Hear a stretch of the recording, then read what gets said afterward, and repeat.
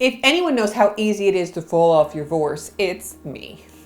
What's a vorse? It's a video horse, of course. Even though you know how important it is to stay consistent with your videos, it's easy to lose track and get a little behind, which is exactly why I brought on Natalie of Hot Content. She's going to be sharing some tips on how to remain consistent with your YouTube videos, and I am so excited for her to share her knowledge with you guys. Welcome back to all my Holly G's VIPs. If you are new to me, my name is Holly G. I am your go-to video gal, and what I do is I help leading ladies save time on both sides of the camera.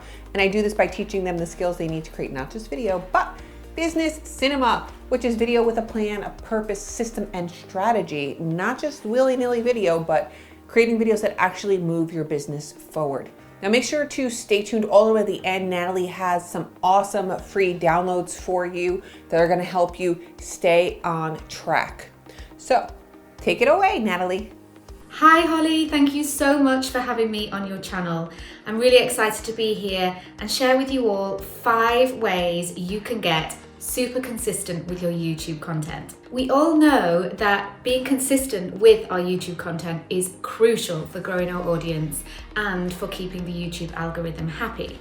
But why is it that we find it so difficult to keep on top of producing a weekly video? I reckon I could just do it tomorrow. And why does it sometimes make us feel like this? I don't think anyone will notice if I don't produce a video this week. I'm not doing it. You can't make me do it. We've all been there. We all understand those feelings. The good news is there are these 5 things that you can implement in your business to make sure that you are pushing out weekly YouTube content which your audience loves. So let's dive in. Tip number 1, create a publishing schedule. The key to consistency is organization. And the first step that you're going to take is to map out your publishing schedule. You are going to decide the frequency of the content that you're putting out there, and you're going to decide on the actual dates that you're going to put the content out so that you have some dates to work towards and you are holding yourself accountable. Now, there are so many amazing tools out there to help you organize your content in this way and plan forward. But to my mind, you just cannot beat a spreadsheet. Having this plan ahead of when I'm going to release my podcast interviews not only holds me accountable, but helps my team members know what they're working towards. Now, my big tip here would be not to overcommit. So don't be too ambitious to start with. Yes, producing a weekly YouTube video is the ideal. However, if you promise yourself and your audience that you are going to be producing YouTube content weekly and you find that you can't keep up with that, not only is that going to knock your own confidence in yourself, but it's going to affect your audience's confidence in you as well if they've come to expect something that you then aren't able to deliver. It's far easier once you've got into a rhythm and built up momentum to increase the frequency from that point. But to begin with, it's so important to be realistic. Peace of mind that having this publishing schedule in place is a benefit in itself. You're going to feel more in control and you're going to have something to refer back to every time that you get mad busy and you're not quite sure where you are with everything. You have this one place that you can refer to go, right, this is the plan, this is what's happening. Not only that, but if you have guests coming on your YouTube channel, you do video-based interviews, you're going to need to be able to plan in those interviews. And not only that, you're going to need to know when those videos are going to be released on your channel so that your interviewees can then help you promote those videos. This will always result in more content being created and a happier you. Tip number 2, create a solid process. As I mentioned in tip number 1, there are so many tools out there to help you map out your content process. There are fantastic and sophisticated tools such as Asana and Trello, but again, I don't think you can beat for clarity and for peace of mind a simple spreadsheet. I rely on Google Sheets, and for every piece of content that I create, not only for me but for my clients, I rely on a workflow which is mapped out on a spreadsheet. Now at the end of the video, I'll let you know where you can download an editable template for your YouTube video process. And I'm sure Holly will drop a link to it in the description below. But for now, I'm just going to talk you through how this works. So the idea here is that you map out every tiny little step of your YouTube content process. This goes right through from having the video edited or editing the video yourself to physically uploading that video to your YouTube channel, This again can be shared with your team, so everybody knows each tiny little step that's involved in getting your YouTube video off the ground. Now, the YouTube process that I map out for my clients not only details every tiny little step that we follow on the YouTube platform itself, but continues right through to the repurposing of that video. So we map out each step that's involved in turning that video into blog content. So that can be as detailed as creating a new blog post on the client's WordPress website. It can be as detailed as writing the blog from the transcription of the video, adding the links into the blog, formatting the blog, uploading the featured image onto WordPress. All of these things are part of the entire process that you have to go through to get your video seen. So it makes sense to map out not only the production element of the video, but the publishing element, the repurposing, and the promotion. Now, this might seem super basic, and you might be thinking, I do this week in, week out. I am not going to forget any tiny little part of this process. But don't underestimate what happens when you are fortunate enough to take a week or 2 weeks out of your business. You'll be surprised about the things that you can forget. This process flow is going to give you something to refer back to, that peace of mind that you and every one of your team members, if that's relevant, has a place to refer back to. You're going to make sure that nothing is missed. The satisfaction that can be gained from ticking off or writing done in every single one of these little steps is beyond belief and is going to provide you with an immense peace of mind. Now, tip number 3. One of the main reasons why people fail to stay consistent with their YouTube content is that they're not seeing the traction that they'd hoped for as quickly as they wanted. Now, we all know that when we first start out creating any type of content, it takes time. It can often be a gradual process. But any content creator that you will ever speak to who has had success with their content and building an audience will say the same thing, and that's they did not give up and they remained consistent. So tip number 3 relates to keeping track, measuring and analysing your results. What I would encourage you to do is keep an eye on your YouTube analytics.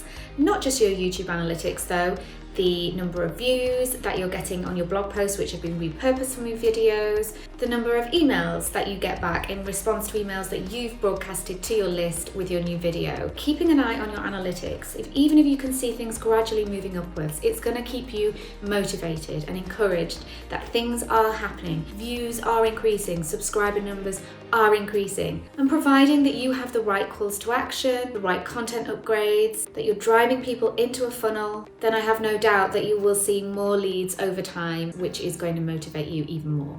Now, tip number 4. One of the other biggest reasons that people struggle to be consistent with their YouTube content is that there's just too much to do and they have too little time. While the processes and strategies that we've talked about in the first 3 tips certainly help, often the best thing that people can do is outsource part or all of their YouTube content process. Creating, publishing, promoting, repurposing content is a huge time-consuming process. And if you can be making money in that time, bringing in new business, bringing in new leads for your business, then often if you think about it logically, it's crazy to try to do all of this YouTube process yourself. For example, if your hourly rate is $70 an hour, more often than not, you can outsource parts of your YouTube process, whether that's the copywriting, the writing of the YouTube description, whether it's the more menial tasks like physically uploading the video to YouTube, adding the cards and end screens. More often than not, you can outsource these tasks for way less than your hourly rate of $70 an hour, freeing you up to bring in more business while you're safe in the knowledge that somebody is helping you publish, promote and repurpose your content, and it's all taken care of. I recently did a survey of my audience to find out the main things, the main barriers that held people back from outsourcing their content. Usually people felt that they could do it better themselves. But are you sure? Often people struggle to let go. In my mind, when it comes to YouTube, the best thing that you can be doing is putting your heart and soul, all of your energy into creating the most fantastic video content as often as you can. There is nobody else in your business that can do that better than you and that should be doing that other than you. All of the other things, there are specialists out there, people who can focus purely on that and get real results focusing in on each individual task. leaving you to add your magic sparkle to your video content, harnessing the power of the personal brand that you've built up to bring in new business, network, and build relationships. The second reason that people don't outsource is because they feel that the process of outsourcing, handing work over, is just too overwhelming. When it comes to content creation, promotion, repurposing, I've created some rock solid processes over the years working with all different types of clients, which allow for the handover to happen in a completely stress-free way. I've produced a checklist called the Get Outsource Ready checklist, which goes through every step that you need to take to make sure that you've got everything in place so that as and when you do hand over, it's going to be a smooth and stress-free process. And again, you can find the link to that in the description below. The third reason that my audience said that they were reluctant to outsource was that they felt that outsourcing was expensive and that they couldn't afford to do it. The way I see it, outsourcing is an investment, not a cost. You could almost argue that the time outsourcing frees up for you allows you to generate more business, more leads, so actually you can't afford not to outsource. So think about whether there are parts of your process, perhaps parts that you really don't enjoy, beyond recording the video. Which are the parts that form a barrier between you getting that content out in the best way possible? And think about finding somebody who can help you with those parts of the process to free you up to be more creative, more energetic, and more enthusiastic about your actual YouTube content.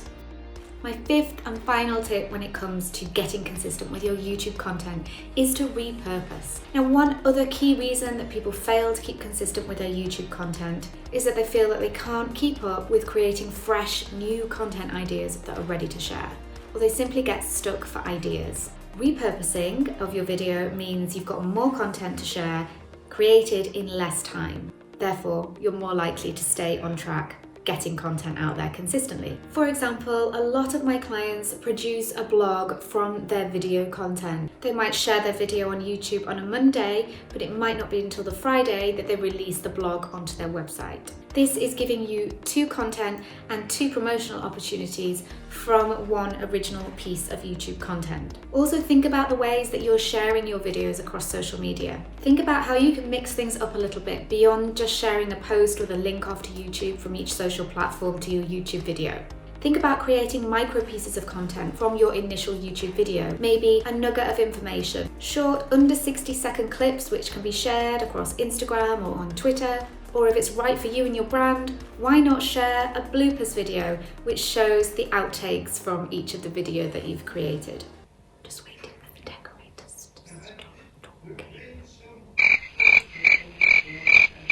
Get creative, think outside the box, think about different ways that you can promote that video and create more content to share across your channels from just one piece of video content. So to recap, you are going to create a publishing schedule, you are going to map out your process, your video workflow, you're going to see and recognize the value of what you're creating by measuring and tracking the results, you're going to outsource, and you're going to repurpose. If you follow each of these 5 steps, there is no doubt that you will become consistent with your YouTube content and from there see growth. Don't forget to grab your copy of the editable workflow template so that you can map out your own YouTube process. And if you do want to find out more about how you can make outsourcing part of your YouTube process an absolute breeze, then do grab your copy of the Get Outsource Ready checklist, and you can find the links to both of those in the description below. Now go out there and blow up YouTube. Woo! Those tips were fire. Thank you so much, Natalie, for sharing that with my audience. I really appreciate it. And make sure to go on over and grab her free downloadables and let us know in the comments below. What was your biggest takeaway? What was your biggest aha moment? We would love to hear from you. If you like this video, make sure to like it and subscribe to my channel and Natalie's channel. I will include the links below. And remember, you are someone's reason to smile, so don't give up.